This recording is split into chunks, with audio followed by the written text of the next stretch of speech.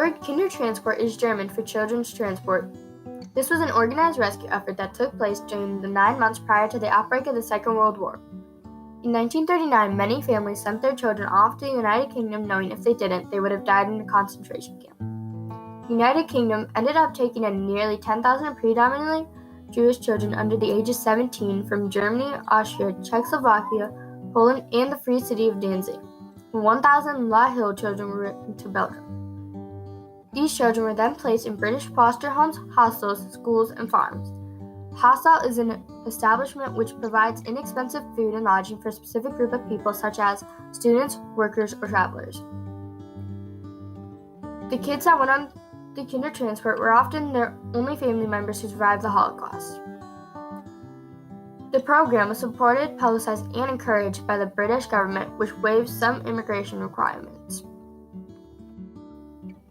On November 25th, British citizens heard an appeal for foster homes on the BBC Home Service radio station from Viscount Samuel.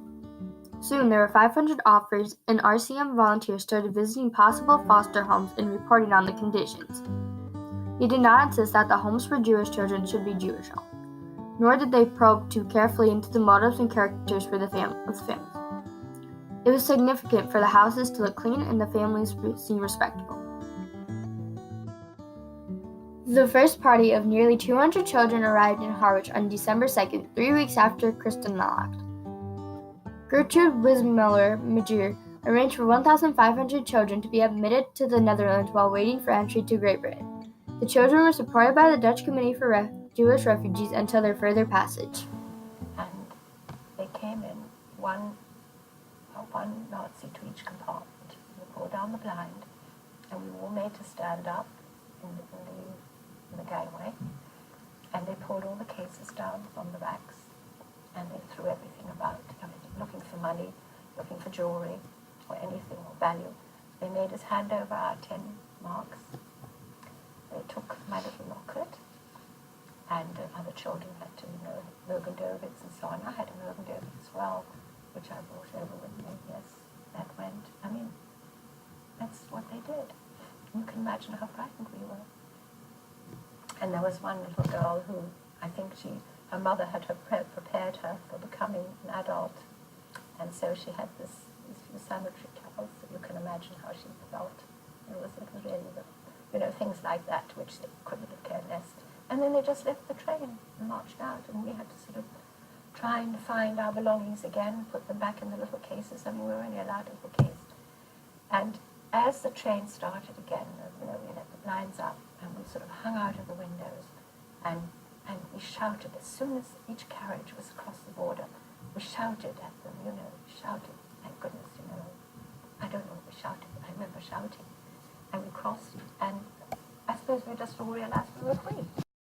Train, and there were many children, I forgot how many, maybe there could have been 200, 300. We had our own cars of that train.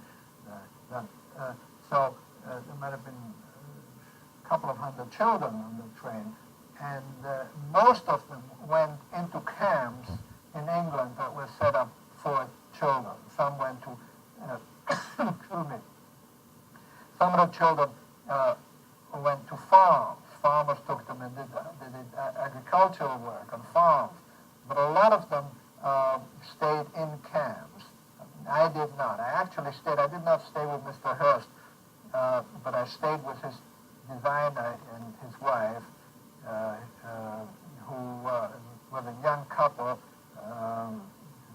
Their name was Candler, and I stayed with them while I was, well, not all the time, but till I was evacuated. Nicholas Winton was a British humanitarian who organized the rescue of 669 children, most of them Jewish, from Czechoslovakia on the eve of World War II, an operation later known as the Czech Kindertransport. He found homes for the children and arranged for their safe passage to Britain. Ask, is there anyone in our audience tonight who owes their life to Nicholas Winton? If so, could you stand up, please?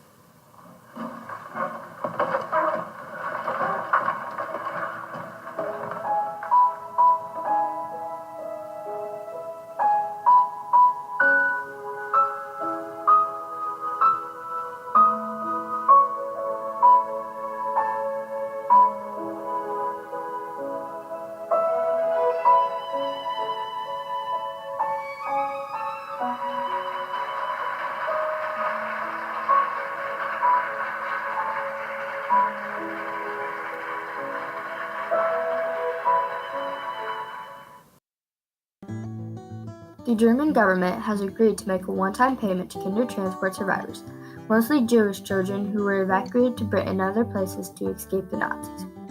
The government will pay $2,800 in US dollars to each living person who made it out of Nazi-controlled countries. December 2, 2018 marked the 80th anniversary of the first transport operation from Berlin to Harwich.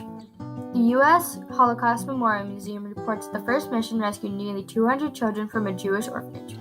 The last transport from the Netherlands left for Britain on May 14, 1940.